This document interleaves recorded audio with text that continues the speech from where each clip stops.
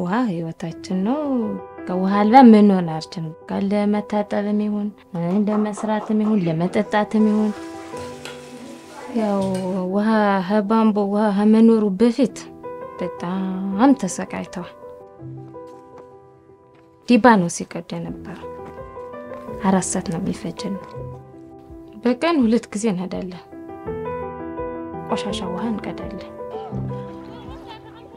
ከበጣም እንትን እስካሁን በቃ ልገልጽ ራሱ በቃ ያስጠላኛል በቃ እሱን ላስታውስ ማለት ነው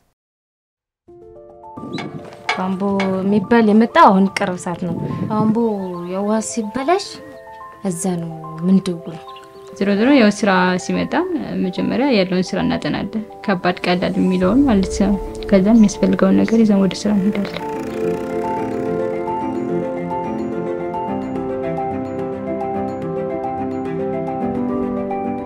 የተጎዱ ማህበረሰቦችን እንደገና ተጠቅመው ደስተኛ ሆነው እነሱ ደስተኛ ሆነው ማየትና በነሱ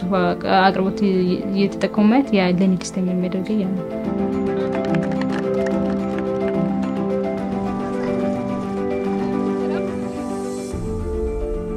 ልጆቼ በስነ ስርዓት ይማራሉ በቂ ንጹህ አግኝተው በአይምሯቸው በንስና ነው የሚማሩ